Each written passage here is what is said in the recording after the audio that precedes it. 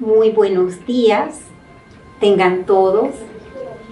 Hoy, con mucho cariño, vengo a conversar con ustedes y a darle mis experiencias, mis investigaciones sobre el tema de un niyama muy importante. Ese niyama se llama Isvara Pranidhana. Pero ante todo, antes de comenzar, quiero darle gracias a Dios por esta oportunidad que me da para expresarme y dirigirme a todos ustedes, agradecer a todos mis antecesores, a los maestros, a los budas que nos han dejado sus enseñanzas, ¿verdad? Y con lo que nos ayuda a todos a crecer y a saber cuál es el camino que debemos tomar cuando estamos aquí en esta vida, ¿verdad? El camino del yoga es un camino, es un estilo de vida. Yoga es un estilo de vida y Patanjali definió y hizo un método de 8 angas, 8 pasos, para enseñarnos ese estilo de vida. Y lo dividió pues en llamas, que son las conductas que debemos tener con la sociedad, con las personas que nos rodean. Y tenemos los niyamas, que son las conductas nuestras, las cualidades positivas que debemos desarrollar nosotros, dentro de nosotros, ¿verdad?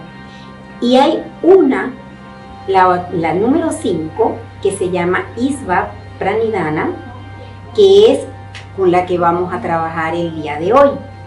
Isvara Pranidhana es una palabra en sánscrito que la podemos dividir. Isvara, que significa Dios, Dios o un ser supremo, la divinidad, la fuente divina, tiene muchos nombres, ya ustedes saben de qué hablo, ¿verdad? Y Pranidhana, que significa rendir amor a Dios. Bien. Cuando estábamos viendo sobre el tema, vimos que teníamos que primero definir qué somos nosotros, que nosotros tenemos que estar seguros de qué somos nosotros, de qué estamos formados. Así que comenzamos pues a investigar sobre el principio de causa y efecto, que es una ley hermética, ¿verdad? Que nos dice así el Kybalión: toda causa tiene su efecto y todo efecto tiene su causa. Todo sucede de acuerdo a la ley. La suerte no es más que un nombre que se le da a una ley no conocida. Hay muchas casualidades, pero nada escapa a la ley. Eso está escrito en el Kybalión. Entonces, por consecuencia, nos debemos acostumbrar a considerar los hechos que se producen a nuestro alrededor como efectos de alguna causa. Y podemos decir, por tanto, que la casualidad no existe, sino que es efecto de una causa, que es siempre espiritual. En conclusión, existe la causalidad y no la casualidad. Y entonces nos preguntamos, ¿verdad? ¿Cuál es nuestro origen? ¿Somos nosotros una causa o somos el efecto? ¿Verdad? Dice en la Biblia que el Señor Dios formó al hombre del polvo de la tierra y sopló en su nariz el aliento de vida, y fue el hombre un ser viviente. Entonces, fue el hombre un ser viviente, es un efecto, y la causa es el Señor que formó a ese hombre del polvo y la tierra. Y dice que sopló en su nariz el aliento de vida y fue el hombre un ser viviente. El aliento de vida, la energía divina, esa energía que saben cuándo comienza a detectarse en el embrión, pues en las investigaciones podemos decir que de los 15 a los 17 días, al inicio de la tercera semana de gestación, el embrión ya se le forman las 3 capas embrionarias, una la que origina la epidermis y los órganos sensoriales, el mesodermo que origina los músculos y la sangre, el endodermo, el sistema digestivo, pulmones y la tiroides, y comienza entonces el desarrollo del tracto gastrointestinal y de la médula espinal. De los 17 días a los 19 días se sigue desarrollando la médula espinal, ¿verdad? Y a los 43 días llega el cerebro, que ya da señales de actividad eléctrica. Es evidencia absoluta de que este sistema nervioso empieza a funcionar coordinadamente y ya es posible registrar las ondas cerebrales en un encefalograma. Entonces ya empezamos a hablar de energía. Una energía que llevamos con nosotros durante toda nuestra vida, y cuando llega el momento de dejar este vehículo, porque nuestro cuerpo es un vehículo en donde viaja esa energía espiritual, ¿verdad? Entonces la energía abandona el cuerpo. Como dice Alberto Einstein, la materia no muere, sino que se transforma. Al fallecer, como lo conocemos nosotros aquí en Occidente, en Oriente se le dice desencarnar, porque el espíritu deja el vehículo, ¿verdad? Pero seguimos en esa constante evolución. Por eso entonces, cuando hablamos de constante evolución, aquí en la Tierra tenemos un trabajo de evolución.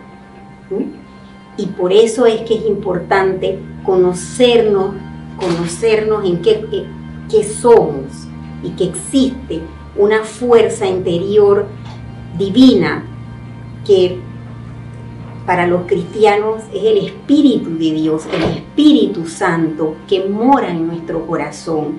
Así también en yoga es la divinidad, esa energía divina que mora en nuestro corazón. Cuando comenzamos a hacer las asanas, siempre se nos indica que respiremos precisamente para calmar el sistema nervioso y nos comencemos a concentrar, a hacer una introspección, a tratar de encontrar ese ser interior que llevamos cada uno de nosotros. Para los hindúes, el saludo de Namaste, también se le puede decir Namaskar, es sencillamente saludo a la divinidad que mora en tu corazón. Entonces, partimos de ese principio, ¿verdad? Tenemos que partir de ese principio, de tener la seguridad de esa esencia que vive en nuestro corazón. La esencia divina con la que se nace. Cuando el niño nace, es inocente. A medida que crece, ¿verdad?, él va conociendo el mundo, y a medida que pasan los años, él va siendo afectado por el medio ambiente que lo rodea. Y poco a poco se va perdiendo esa inocencia del niño, ¿verdad? Ese niño inocente que puede preguntar sin pensar, premeditadamente en otras cosas. Esa inocencia con el tiempo se va perdiendo. Y es como cuando tenemos un adorno en una mesa, y lo tenemos allí, nunca lo limpiamos y de repente un día nos damos cuenta que está muy sucio y lo limpiamos, le pasamos un trapito, lo limpiamos bien y nos damos cuenta cómo brilla. Bueno, así mismo es la esencia que mora en nuestro corazón. Con el tiempo ella se va llenando de esas impresiones y de esas situaciones que nos afectan, y si no trabajamos en ella, nos vamos alejando cada vez de Dios. Por eso es que en la Biblia Jesús nos dice, hay que ser niños, ¿verdad?, para que puedas llegar a mí. No podemos perder esa inocencia. Y para eso en yoga tenemos herramientas, ¿verdad? Primero las psicofísicas, el pranayama, la respiración, lo físico, las asanas, el control de nuestro cuerpo y de nuestra mente y de nuestras emociones. Pero para ir a controlar eso, tenemos que comenzar siempre una sesión de yoga tratando de buscar nuestro ser interior. Lo mismo en la respiración y luego en la concentración, en el despojarnos de todo y en la meditación per se. Bien. A medida entonces que crecemos, se va formando nuestros lóbulos cerebrales, el lóbulo derecho y el izquierdo, en donde radica el ego y el superego. Tenemos nuestros ojos, nuestros oídos, todas estas herramientas que poseemos para conocer el mundo y para trabajar en él. Dependiendo de cómo lo usemos, asimismo vamos trabajando en nuestra misión en esta vida. Entonces, antes de pasar a ese punto, quisiera tocar el punto de un investigador que se llama Masaru Emoto, que es un científico japonés que demostró el efecto de determinados sonidos, palabras, pensamientos y sentimientos en la estructura molecular del agua. Él hizo pruebas sometiendo un vaso de agua en un cuarto a música de Beethoven, a música de Vivaldi. En otro cuarto sometió el vaso de agua a música de heavy, ¿no?, de metálica, y después él tomó muestras de cada agua, lo congeló y luego lo raspó para ver la estructura molecular del agua, esas estrellitas que vemos de la nieve. Entonces, ustedes pueden investigarlo en internet porque ahora no puedo mostrar, creo que no se puede ver la imagen desde donde estoy, pero la imagen de la estructura del agua de heavy metal es una estructura amorfa, mientras que la estructura molecular del agua de Beethoven y de Vivaldi es una estructura perfecta, ¿verdad?, con su simetría, con su forma geométrica perfecta. También sometió el agua a los pensamientos y a palabras. El agua sometida a palabras como te quiero mucho, te amo, gracias, estoy agradecida, y a otras te odio, te detesto, te quisiera matar, me quiero deshacer de ti, no te soporto. Y el efecto fue el mismo. En aquellas palabras duras, las moléculas fueron amorfas, y en las palabras cariñosas, amorosas, fueron perfectas las moléculas. Y lo mismo con sencillamente el pensamiento. Se reunieron varias personas agarradas de la mano alrededor de una mesa con el agua allí y le lanzaban pensamientos de amor, ¿verdad?, de bienaventuranza, de alegría, de positivismo.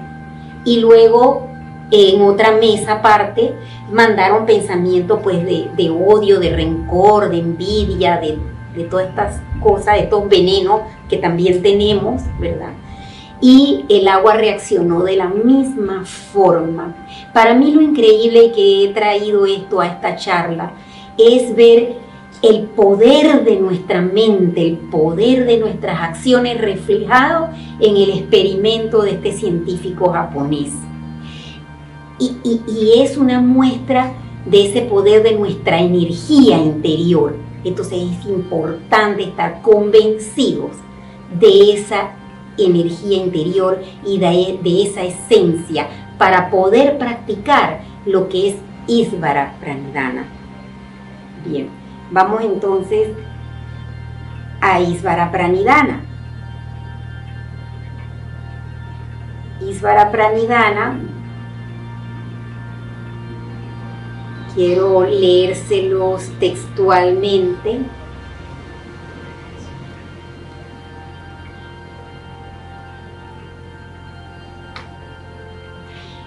No lo encuentro ahora mismo en esta diapositiva, pero es abandonarse en el Señor, es rendirse al Señor, es aceptar las cosas que nos suceden a nuestro alrededor como un mensaje de enseñanza. Y para abandonarnos en el Señor es un abandono de siempre, desde que nos despertamos hasta que nos vamos a dormir. Nos despertamos, le damos gracias a Dios por una nueva vida, por un nuevo día, por la luz, por el agua, por el sol, por todos los beneficios que nos ha concedido y nos concederá en el día. Y al acostarnos, hacer una introspección de ver cuáles fueron nuestras fallas durante el día, dónde pude haber fallado con mi hermano, dónde pude haberle herido. Como decíamos, nuestros pensamientos influyen en el agua. El ser humano tiene un 60% de agua en su constitución. Por eso es que somos afectados por el medio que nos rodea, somos afectados por lo que nos dicen las personas, y en eso tenemos que trabajar, ¿verdad? Tener misericordia. Si alguien nos ofende y nos trata mal, nuestra reacción debe ser misericordiosa hacia esa persona, porque esa persona debe tener un serio problema. Así es como tenemos que empezar a caminar y ver la vida de otra manera. Eso es practicar el Isvara Pranidhana.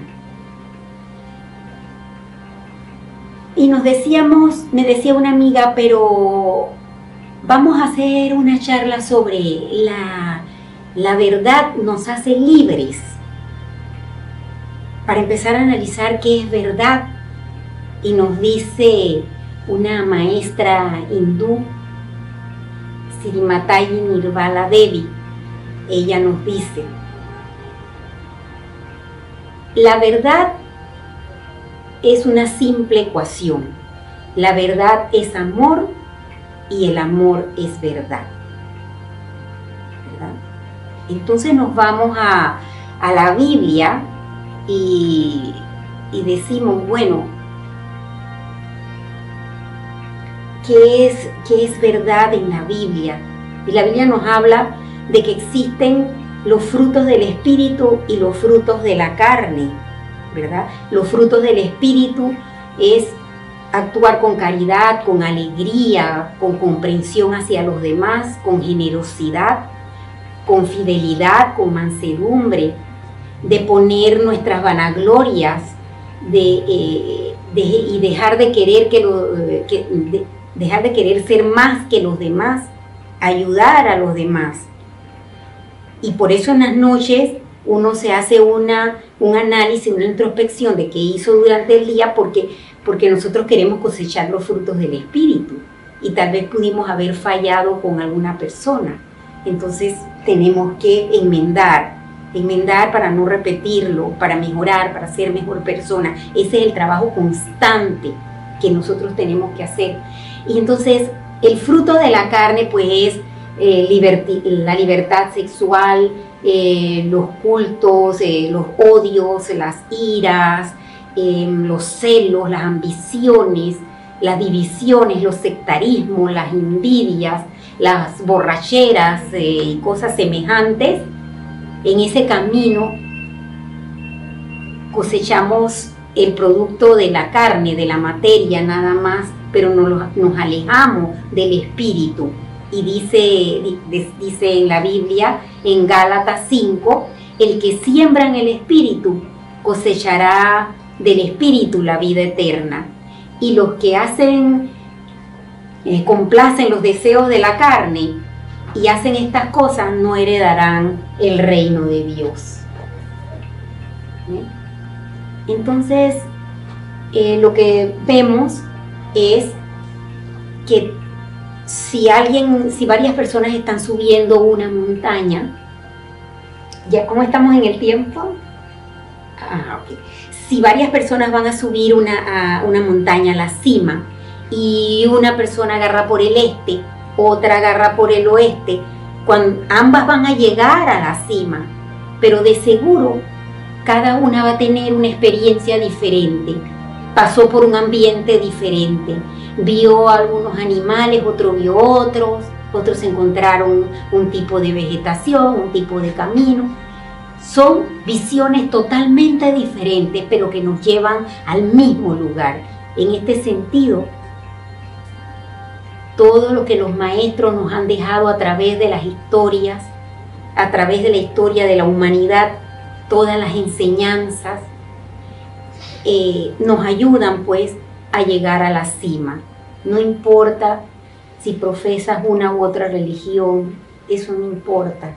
Lo importante es estar consciente de qué somos, de nuestra esencia, y trabajar en ella, limpiarla, porque cada vez que algo nos pasa en la calle desagradable, eso ensucia, eso llena de impresiones nuestro corazón. Es como cuando tenemos una hoja en blanco y de repente salpicada por algo, se ensucia la hoja en blanco.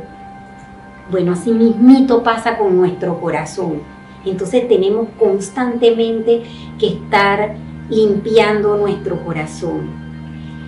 Dice que la verdad en cada alma reside en los actos simples y amorosos, en la palabra que acompaña, en la sublime mirada que anima al que camina en frustración. Dice que cuando ama sinceramente y sin medidas, sin reparos, aunque tu misma mente no se dé cuenta, ya uno está conociendo la verdad, siendo el alma luminosa que en silencio expresa lo que es. O sea, no tenemos que estar pensando mucho, sencillamente tenemos que actuar con amor, porque el amor es verdad y la verdad es amor. Nos dice Daaji, también maestro de la India, nos dice, hay que vivir en ósmosis con la fuente. Eso me acuerda mis clases de la escuela en química, ¿no? Ósmosis, la membrana por la cual pasa una sustancia de un lado al otro. Y esto me lleva a recordar también una charla que escuché en donde daban un ejemplo que desde que el pececito en el agua había unos peces, estaba el pececito con su papá y le dice, papá, yo quiero conocer el agua. Y le dice, hijo, tú estás en el agua. Es exactamente con nosotros. Yo quiero conocer esa luz divina, yo quiero conocer ese poder de Dios, yo quiero conocer esa fuente de luz. Es que está sumergida con nosotros. Entonces nosotros debemos vivir en ósmosis con la fuente, esa membrana del maya, de la ilusión, esa verdad que nos va nublando nuestro pensamiento, esas cosas materiales que nos van atando y a veces no sabemos cómo despegarnos. Vivir en ósmosis con la fuente. Entonces, queridos hermanos, hermanas, ha sido un gusto pues compartir con ustedes mis experiencias. Los invito a que continúen disfrutando de esta semana del Día Internacional de la Yoga, una hermosa iniciativa que ha tenido la Embajada de Panamá, de la Embajada de la India en Panamá, y tenemos muchos programas y charlas y clases por venir muy interesantes donde estamos nosotros dando con mucho amor lo mejor para ustedes. Muchas gracias. Namaste.